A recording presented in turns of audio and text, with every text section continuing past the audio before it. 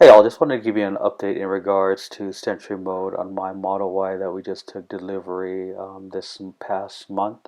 It looks like when you activate Sentry Mode, it's actually not recording any video when you are walking around the vehicle. It just asks you for the key when you try to open the vehicle. It doesn't say Sentry Mode is activated. You can activate it from your phone and it shows that it's active, but unfortunately it's not recording. And I think it's a software bug that's an issue at the moment.